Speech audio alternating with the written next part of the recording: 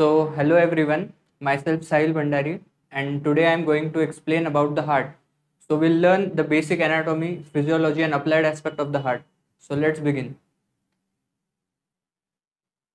What is the heart? The heart is an important conducting organ of the body. It helps in circulation of blood through the body. Now, the heart is a hollow conical structure and it is muscular structure. So, it is located into the middle mediastinum. The size is that as of our clenched fist. Clenched fist म्हणजे काय तर आपली बंद मुठ्ठी जी असा heart आपला दिसतोय त्याची साईज एवढी असते. आता व्हॅल्यूमध्ये म्हणजे त्याला अप्रॉक्सिमेट आपण किती साईज असेल तर 12 × 9 सेंटीमीटर. आणि हार्टचं वेट किती आहे तर हार्टचं जे वेट आहे ते मेल्समध्ये जास्त आहे दॅन फिमेल्स. मेल्समध्ये हार्टचं वेट आहे अप्रॉक्सिमेटली 300 ग्राम्स आणि फिमेल्समध्ये त्याचं वेट आहे 250 grams.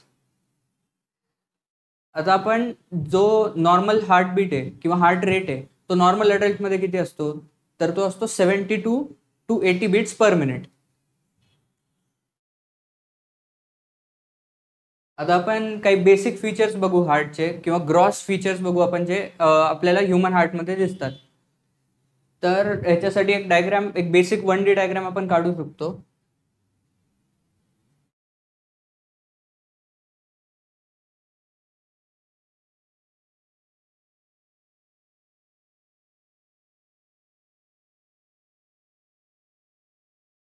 The human heart has 4 chambers. तर हा जो चेंबर आहे तो झाला आपला right atrium. Next is right ventricle. हा वाला चेंबर आहे आपला राईट वेंट्रिकल. लेफ्ट एट्रियम आणि left ventricle. The human heart has 3 septums और पार्टिशन्स. जे एट्रिया आणि वेंट्रिकल्स आहेत त्यांच्यामध्ये ते डिवाइड होतात with the help of septums. तो सगळ्यात पहिला सेप्टम आहे the inter atrial septum. Inter atrial septum आपल्याला हा वर्डच सजेस्ट करतो. इंटर म्हणजे बिटवीन आणि एट्रिया दॅट इज हे दोन जे एट्रियम आहेत लेफ्ट एट्रियम आणि राईट एट्रियम तर त्यांच्यामध्ये जो सेप्टम किंवा पार्टिशन प्रेझेंट असणार आहे तो आहे आपला इंटर एट्रियल सेप्टम जो की आहे हा वाला. नेक्स्ट आहे इंटर वेंट्रिक्युलर सेप्टम. इंटर म्हणजे बिटवीन, वेंट्रिक्युलर म्हणजे बिटवीन द वेंट्रिकल्स. सो जो सेप्टम दोन वेंट्रिकल्सच्या मध्ये आहे तो आहे इंटर वेंट्रिक्युलर सेप्टम हा वाला. थर्ड सेप्टम आहे एट्रिओ वेंट्रिक्युलर सेप्टम. आता एट्रिओ वेंट्रिक्युलर सेप्टम म्हणजे काय जो एट्रिया आणि वेंट्रिकल्सच्या मध्ये प्रेझेंट आहे तो झाला आपला एट्रिओ वेंट्रिक्युलर सेप्टम हा वाला एट्रिओ वेंट्रिक्युलर सेप्टम. त्याच्यानंतर जो हार्ट आहे आपला त्या हार्टचे 3 सर्फेसेस आहेत. एक तर अँटिरियर सर्फेस. अँटिरियर सर्फेसलाच आपण बोलू शकतो स्टर्नोकोस्टल सर्फेस. नेक्स्ट आहे द इन्फिरियर सर्फेस. इन्फिरियर सर्फेसलाच अजून एक नाव आहे डायफ्रॅग्मॅटिक सर्फेस. आणि तिसरा आहे लॅटरल सर्फेस. जो लॅटरल सर्फेस म्हणजे कोणता जो मीडियन प्लेनच्या लॅटरल साईडला, लॅटरल म्हणजे ऑपोजिट साईडला प्रेझेंट तो आहे लॅटरल सर्फेस. आणि हार्टचे 4 बॉर्डर्स असतात. अप्पर बॉर्डर, इन्फिरियर बॉर्डर म्हणजे बॅक साईडला जी प्रेझेंट आहे, एक राईट बॉर्डर आणि एक लेफ्ट बॉर्डर. आता जो इंटर एट्रियल सेप्टम आहे तो लेफ्ट साईडला शिफ्टेड असतो ज्याच्यामुळे लेफ्ट एट्रियम छोटा असतो राईट एट्रियम पेक्षा. नेक्स्ट आहे interventricular septum. Interventricular septum right साईडला शिफ्टेड आहे. तो जो लेफ्ट वेंट्रिकल आहे त्याची साईज जास्त असणार आहे दॅन राईट वेंट्रिकल.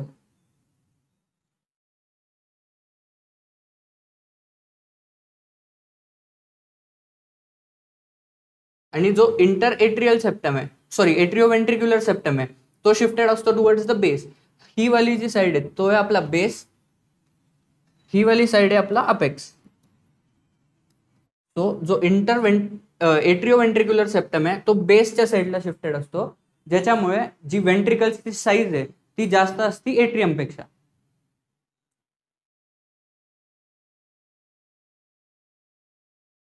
त्याच्यानंतर आपला जो ह्युमन हार्ट आहे त्याच्यामध्ये वाल्व्स प्रेझेंट असतात.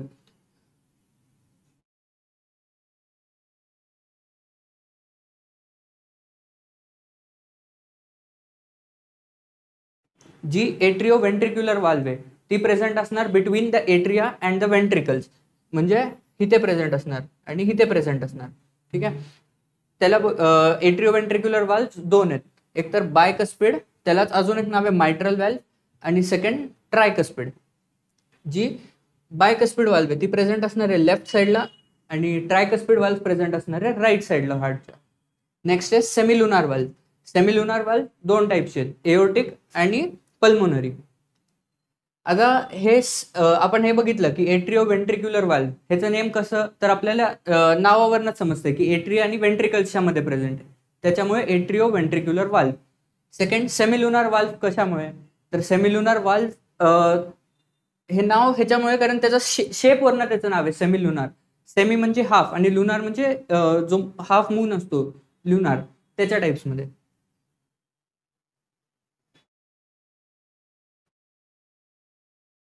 नेक्स्ट येत आहे आपले वॉल्स और कव्हरिंग ऑफ द हार्ट. जे हार्ट आहे त्याच्या वरती कोणकोणते कव्हरिंग्स प्रेझेंट आहेत, तर 3 कव्हरिंग असतात, पेरिकार्डियम, मायोकार्डियम आणि एंडोकार्डियम. जी पेरिकार्डियम आहे ती सगळ्यात outer most covering of heart असते. जी मायोकार्डियम आहे ती मधली कव्हर असते. आणि मायोकार्डियम म्हणजे काय, तर मस्क्युलर लेअर आहे ती हार्टची. अँड थर्ड येते एंडोकार्डियम. एंडोकार्डियम म्हणजे जी इनरमोस्ट लेअर आहे हार्टची. तर 3 लेअर्स कोणकोणते आहेत, पेरिकार्डियम, मायोकार्डियम आणि एंडोकार्डियम. आता जो कार्डियक मसल आहे त्याच्या आपण प्रॉपर्टीज बघूया. तर सगळ्यात पहिले एक्साइटेबिलिटी.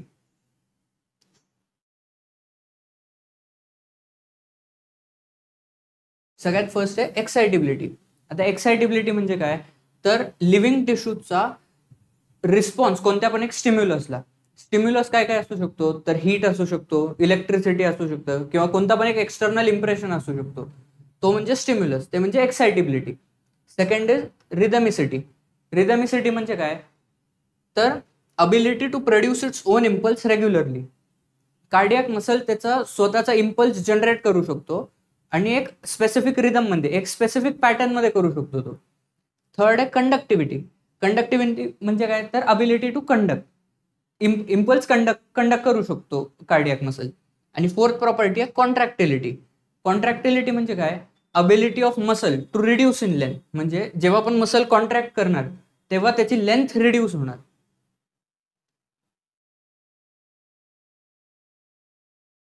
नेक्स्ट येत आहेत वाल्व्स ऑफ हार्ट. आता वाल्व्स आपण बघितले की 2 टाईप्सचे वाल्व्स आहेत, एट्रिओ व्हेंट्रिक्युलर वाल्व आणि सेमिलुनार वाल्व. आता वाल्व्सचं बेसिक फंक्शन काय असू शकतं, किंवा आपल्याला हा विचार कधी आलाय का की ब्लड हार्टमध्ये एक स्पेसिफिक डायरेक्शनमध्येच कशामुळे जातं, तर त्याचं आन्सर आहे वाल्व्स. वाल्व्स काय करतात, हार्टमध्ये जे ब्लड फ्लो करतं ते एक स्पेसिफिक डिरेक्शनमध्ये फ्लो करतं. असं नाही की एट्रियापासून व्हेंट्रिकलमध्ये ब्लड चाललंय तर व्हेंट्रिकलमधनं परत उलटं ब्लड जाईल. तर ते बॅकफ्लो प्रिव्हेंट कशामुळे होतो, तर हार्टमध्ये सॉरी व्हॅल्व्समुळे. तर valves prevent the backflow of the blood, that is helps in unidirectional flow of the blood. जी एट्रिओव्हेंट्रिक्युलर वाल्व आहे ती कशाच्या मध्ये बघितली होती आपण, तर atria and ventricles. So atrioventricular valve bicuspid आणि ट्रायकस्पिड असतात. हे प्रेझेंट असतात between the atria and ventricles. आता जे बायकस्पिड आणि ट्रायकस्पिड हे नाव आहे ते कशामुळे आले, तर कस्प्समुळे आलं किंवा फ्लॅप्समुळे आलं. जी बायकस्पिड वाल्व आहे, बाय म्हणजे 2 आणि कस्पिड कस्प म्हणजे फ्लॅप्स असतात. तर जी बायकस्पिड वाल्व आहे त्याच्यात 2 कस्प असणार आणि ट्रायकस्पिड वाल्व आहे त्यात 3 कस्प असणार, ट्राय म्हणजे 3. जी एट्रिओव्हेंट्रिक्युलर वाल्व आहे त्याचे काही कॉम्पोनंट्स आहेत. आता कॉम्पोनंट्स मध्ये काय काय येतं, तर कस्प्स, कॉर्डी टेंडनी आणि पॅपिलरी मसल्स. ठीक आहे.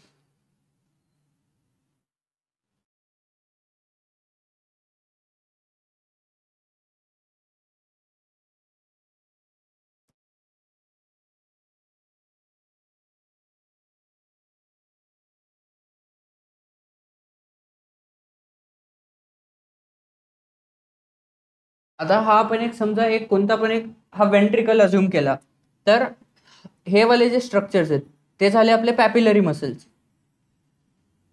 हे जे असे कॉर्ड टाइप्स दिसत आहेत हे झाले आपले कॉर्डी टेंडनी. आणि हा जो आहे ही आपली व्हॅल्व ज्याच्यात कस्प प्रेझेंट आहेत. ठीक आहे. तर ह्याला अजून आपण सिम्पलर फॉर्म मध्ये बघू शकतो एक अम्ब्रेलाला इमॅजिन करून, ज्याच्यात जे अम्ब्रेलाचं हँडल आहे, अम्ब्रेलाचं जे हँडल आहे ते झाले आपले पॅपिलरी मसल्स, जी ही असे नेटवर्क आहे ही, ते झाले आपले कॉर्डी टेंडनी,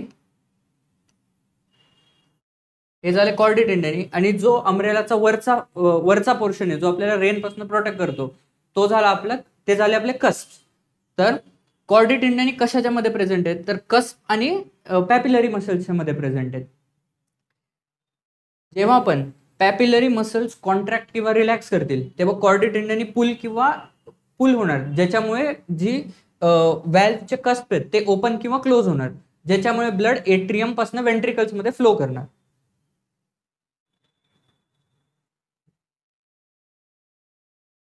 नेक्स्ट येत आहेत सेमिलुनार वाल्व्स. सेमिलुनार वाल्व्स परत दोन आहेत, aortic semilunar valve and pulmonary semilunar valve.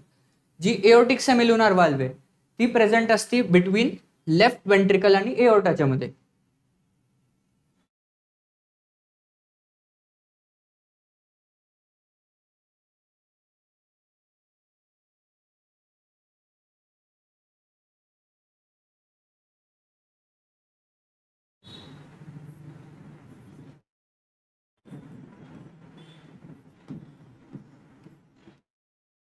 ठीक आहे, जी एओर्टिक व्हॅल्व आहे ती प्रेझेंट आहे बिटवीन लेफ्ट वेंट्रिकल अँड एओर्टाच्या मध्ये.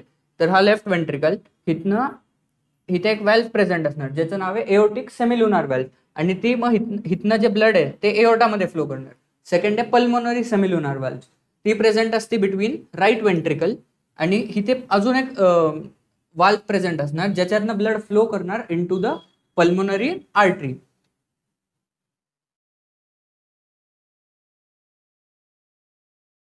आता आपण जे हार्ट चेंबर्स आहेत, right atrium, right ventricle, left atrium आणि लेफ्ट वेंट्रिकल, त्याला आपण डिटेल्स मध्ये बघू की काय काय असतं त्याच्यात. जो राईट एट्रियम आहे तो असतो present upper right side of the heart. दुसरं म्हणजे तो रिसीव्ह करतो डिऑक्सिजनेटेड ब्लड कुठनं, फ्रॉम होल बॉडी, आणि तो पंप करतो deoxygenated blood into the right ventricle मध्ये थ्रू द ट्रायकस्पिड वाल्व. दुसरं, the upper end is prolong to form the right auricle. जो राईट एट्रियम आहे त्याचा एक राईट साइड अशी थोडीशी प्रोलॉंग असते किंवा त्याला एक असं इलॉंगेशन प्रेझेंट असतं ज्याला बोलतात राईट ऑरिकल. त्याच्यानंतर फॉर्म्स द राईट बॉर्डर.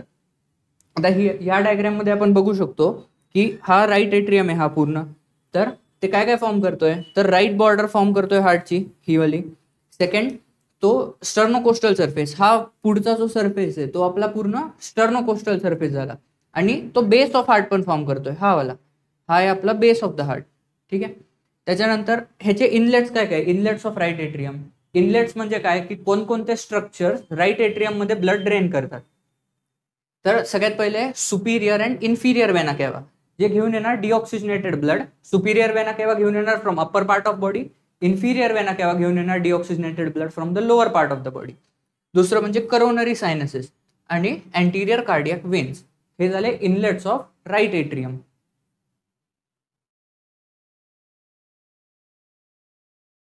त्याच्यानंतर राईट एट्रियम झाला. आता ब्लड आलं इनटू द राईट वेंट्रिकल.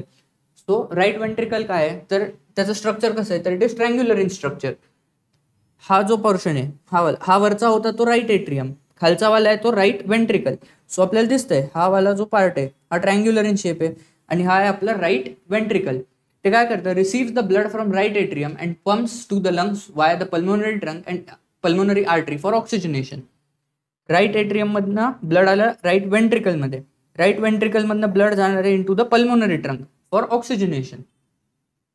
आता हा काय काय राईट वेंट्रिकल काय काय फॉर्म करतोय, तर राईट वेंट्रिकल फॉर्म करतो द इन्फिरियर बॉर्डर, ही जी बॅक साईडला प्रेझेंट आहे ही वाली आपली inferior border. Second, sternocostal surface जो पुढचा सरफेस आहे, आणि the inferior surface of the heart. Inferior म्हणजे थोडासा बॅक साईडला पण तो फॉर्म करतो. सेकंड, इनफ्लो पार्ट, जो राईट वेंट्रिकलचा इनफ्लो पार्ट आहे तो थोडासा रफ असतो, त्याला बोलतात ट्रॅबेक्युले कॉर्नी. आता ट्रॅबेक्युले कॉर्नी प्रेझेंट असतात in the form of ridges ridges, bridges and pillars. Pillars म्हणजेच पॅपिलरी मसल्स.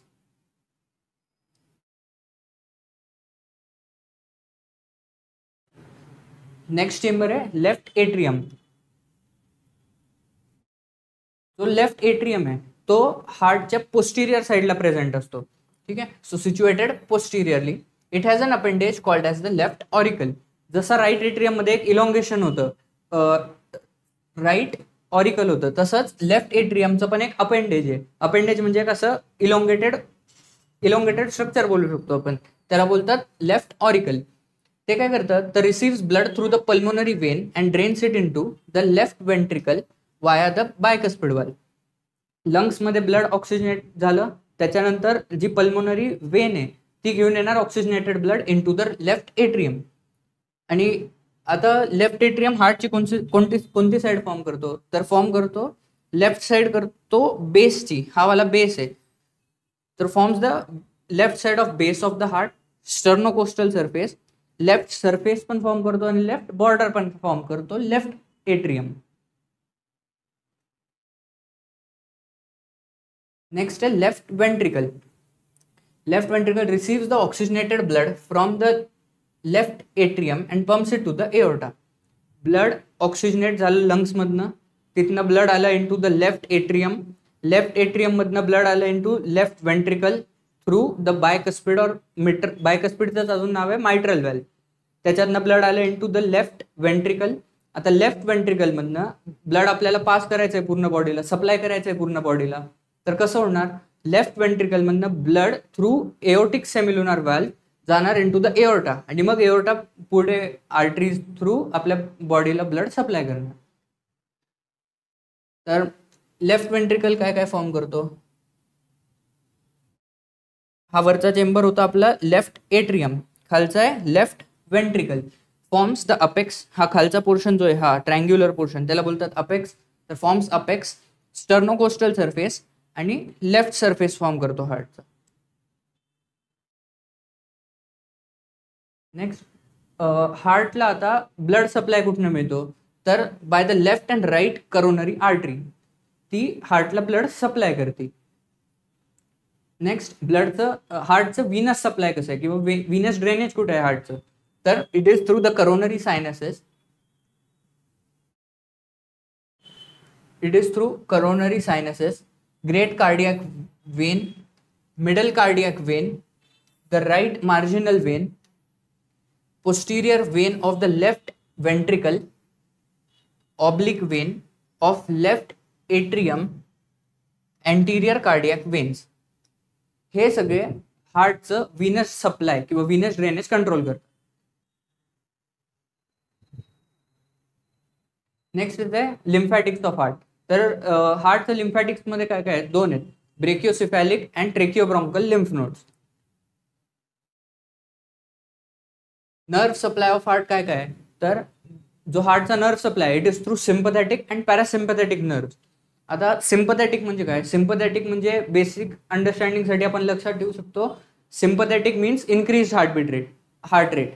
तर आता हे कधी कधी होतं तर इमर्जन्सी कंडिशन, स्ट्रेस किंवा आपण कधी असं म्हणजे कोणत्या फिअरमध्ये वगैरे तर त्या टायमिंगला काय होतं टिश्यूजला ऑक्सिजन सप्लाय कमी पडतो, त्याच्यामुळे हार्ट रेट इन्क्रीज होतो. का तर ऑक्सिजन सप्लाय कमी झालाय टिश्यूमुळे. सो हार्ट रेट इन्क्रीज झाल्याने जो ब्लड आहे ते जास्त पंप व्हायला पाहिजे टिश्यूजकडे.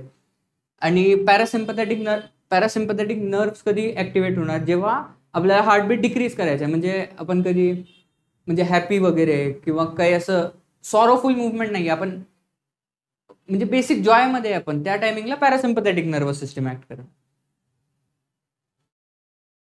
नेक्स्ट येते कंडक्टिंग सिस्टम ऑफ हार्ट. आता कंडक्टिंग सिस्टम ऑफ हार्ट म्हणजे काय तर हार्टमध्ये इम्पल्स जनरेट कधी होणार, कुठे होणार आणि त्याच्यानंतर हार्ट पंप करून ब्लड सप्लाय कसं करणार त्याला बोलतात कंडक्टिंग सिस्टम ऑफ हार्ट. म्हणजे जो इम्पल्स आहे हार्टमध्ये तो कसा कसा ट्रॅव्हल करतो त्याला बोलतात कंडक्टिंग सिस्टम. जी कंडक्टिंग सिस्टम आहे ते प्रेझेंट आहे मायोकार्डियम मध्ये. मायोकार्डियम मधला लेअर होता हार्टचा. So made up of myocardium, specialised for initiation and conduction of the cardiac impulse.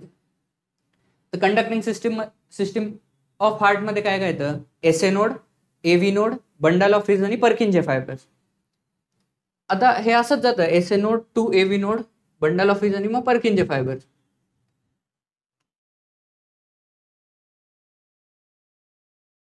S A म्हणजे काय तर sinoatrial node, A V is atrioventricular node. Okay. आता एस ए नोड काय आहे तर एस ए नोड आहे पेसमेकर ऑफ हार्ट. पेसमेकर म्हणजे काय की तिथनं इम्पल्स जनरेट होतो हार्टबीटसाठी. तर जनरेट्स इम्पल्स, त्याचा रेट किती असतो 70 to 100 बीट्स पर मिनिट. आणि कुठे लोकेटेड आहे तर upper right side of the right atrium.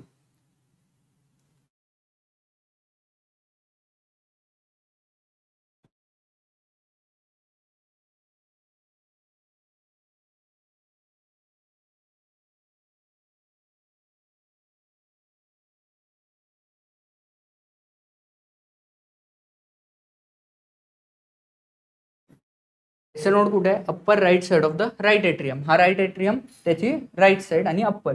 So upper right side of right atrium. Second येतोय एव्ही नोड. एव्ही नोड कसा आहे तर तो एस ए नोड पेक्षा स्मॉलर आहे साईज मध्ये आणि it is located at the lower dorsal part of the atrial septum. Lower dorsal part means हा वाला पार्ट. ठीक आहे. नेक्स्ट त्याचा रेट किती असतो तर 40 to 60 beats per minute.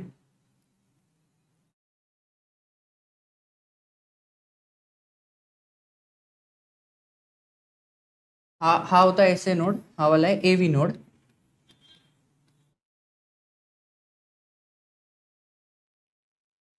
Next है bundle of His. Bundle of His divides into the left and right branches with which descends down on the right and left interventricular septum respectively.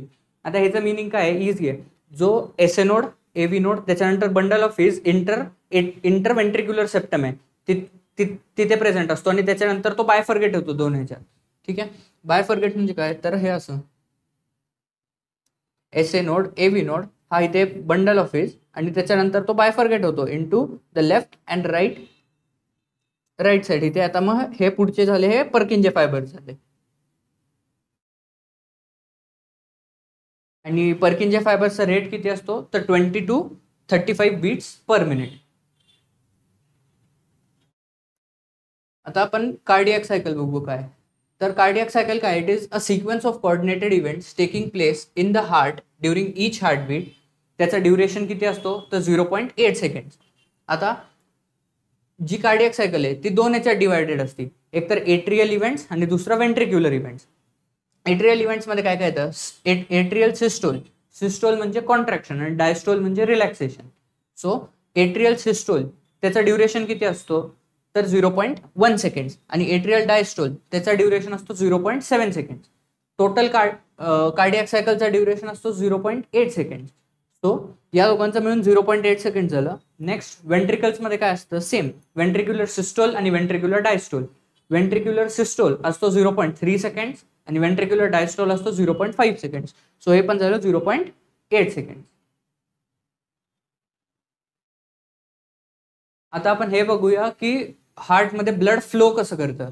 तर how does the blood flow through the heart. The chamber of the heart can do either systole or diastole at a time. Both systole and diastole cannot occur at the same time. To receive the blood, the chamber has to relax, that is diastole, and to pass on the blood the chamber has to contract, that is systole. ह्याचं meaning काय easy. जेव्हा पण कोणत्या पण चेंबरला blood म्हणजे blood घ्यायचंय तेव्हा तो करणार डायस्टोल, दॅट इज रिलॅक्सेशन. आणि जेव्हा त्याला ब्लड पंप करायचंय म्हणजे पुढच्या चेंबरला तेव्हा त्याला करायला लागणार आहे कॉन्ट्रॅक्शन, दॅट इज सिस्टोल.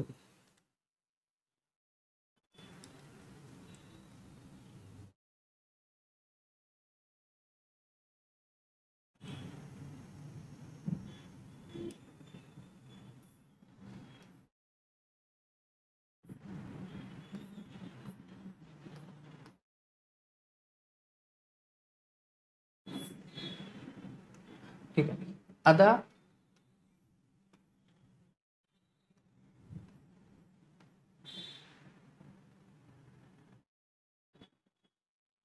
आता सगळ्यात पहिले ब्लड सुपिरियर आणि इन्फिरियर वेना केव्हापासनं डिऑक्सिजनेटेड ब्लड आपल्याला राईट एट्रियम मध्ये येईल.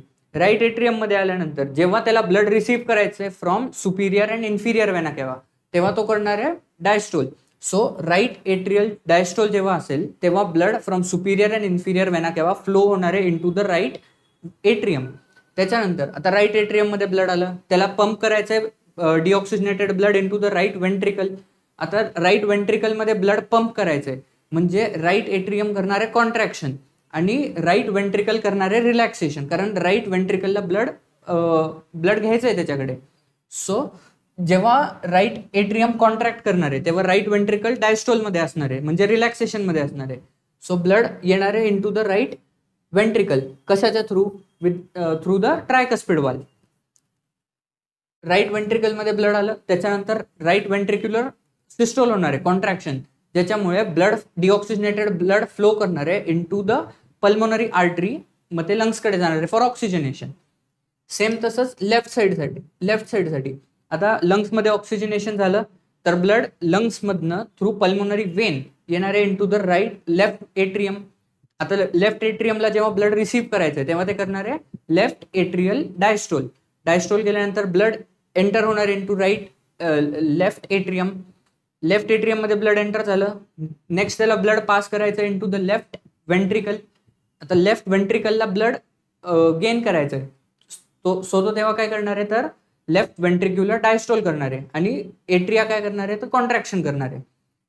ब्लड आलं in to left ventricle. Left ventricle मध्ये ब्लड आल्यानंतर लेफ्ट वेंट्रिक्युलर सिस्टोल होणार आहे, दॅट इज कॉन्ट्रॅक्शन, आणि त्याच्यामधनं through aortic pulmonary semilunar valve blood जाणार आहे इन टू द एओर्टा आणि मग ते पूर्ण बॉडीकडे डिस्ट्रीब्यूट होईल.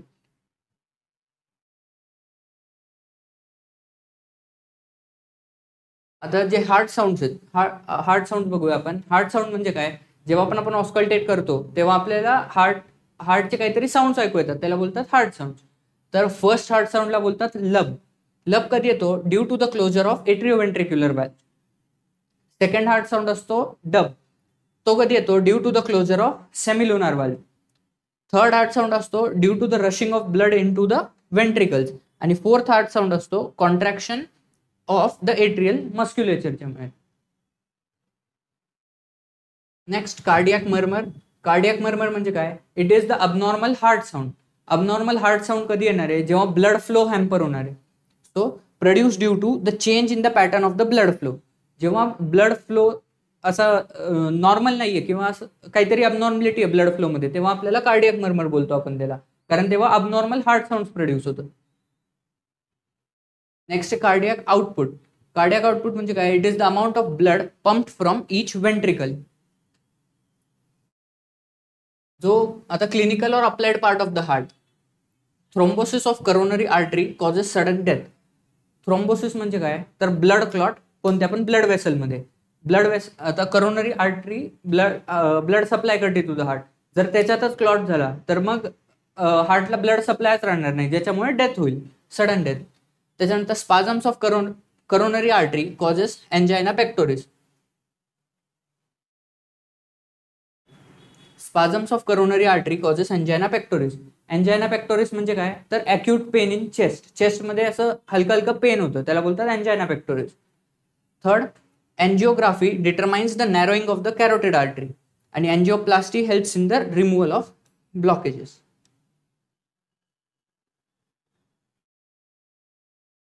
थँक्यू.